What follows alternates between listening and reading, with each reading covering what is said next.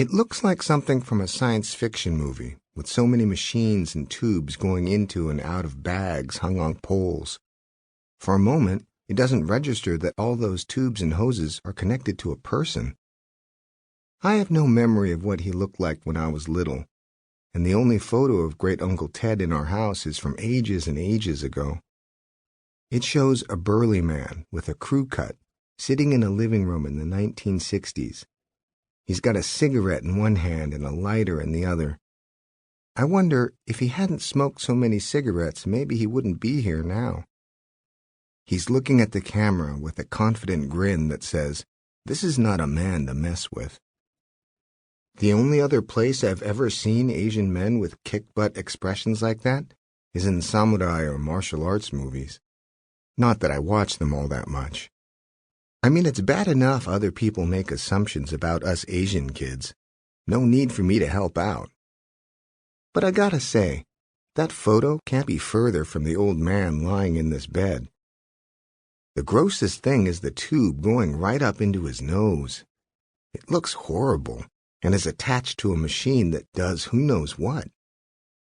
I go and stand awkwardly by the window, unsure of what to do. I wish Mom had come in with me, but she said Great Uncle Ted wants to see me alone. Dying man's last wish and all, I guess. I clear my throat and sort of whisper, hi? Urgh.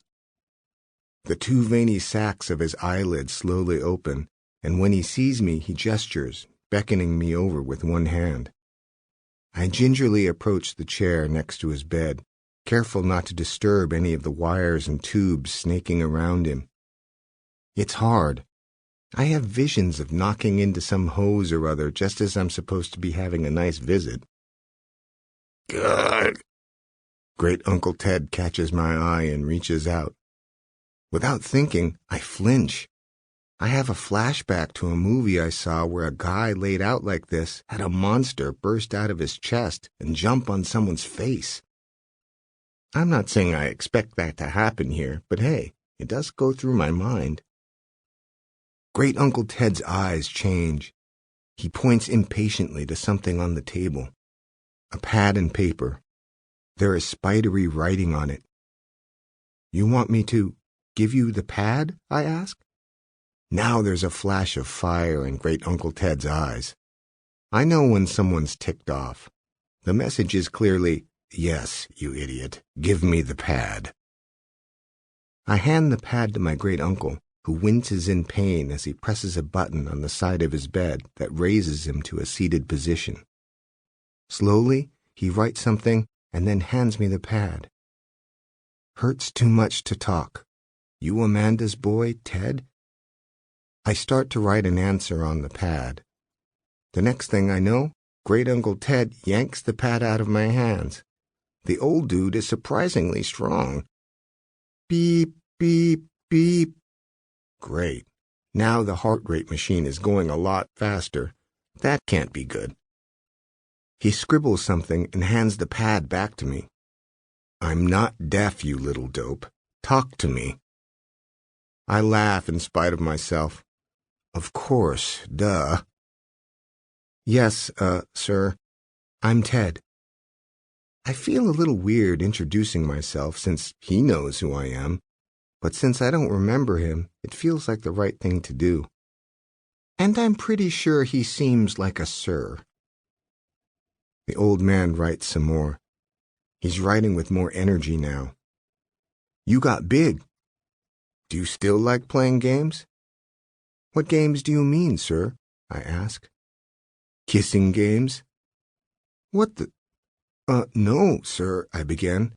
I don't enjoy kissing games. That is, I've never played them.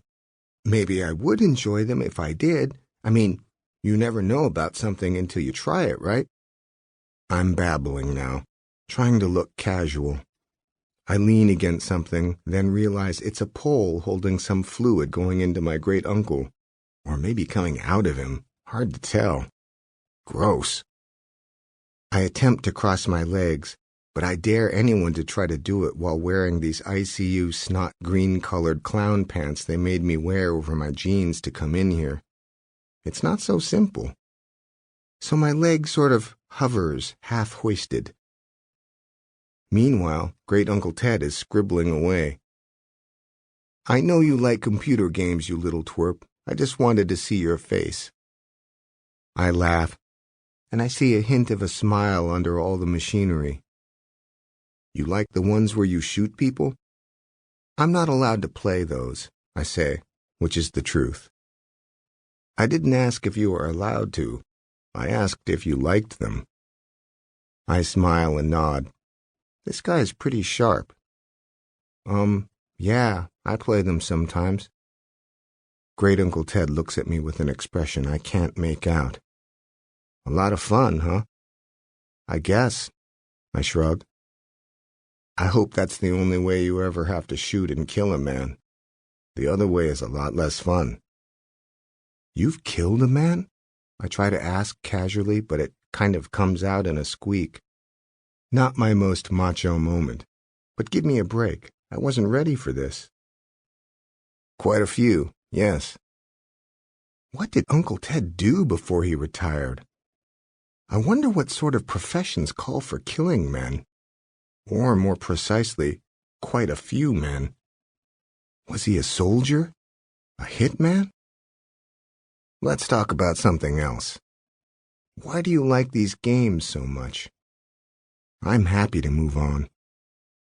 I don't think the shooting games are all that, and that's the truth. It's more something to do with my friends when we hang out. What I really like is what are called escape-the-room games. Tell me about them. Sure, why not? They're kind of puzzles where you're stuck in a room and have to figure a way out. Great Uncle Ted's eyes survey the space around him. There's only one way to escape this room. Well, I don't agree, I say eagerly, standing up to look around. There are all sorts of exits if you look carefully, not just the door. There's that window. You could tie your sheets together and climb down there. Or maybe there's an air conditioning duct. Tap, tap, tap. My brilliant analysis is interrupted by the sound of my great-uncle's pencil tapping loudly on the pad to get my attention. I was actually referring to dying, Ted. Try to keep up.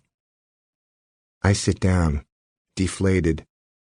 I guess I didn't think of that, I say honestly, because you seem so alive. Great Uncle Ted does his best to roll his eyes.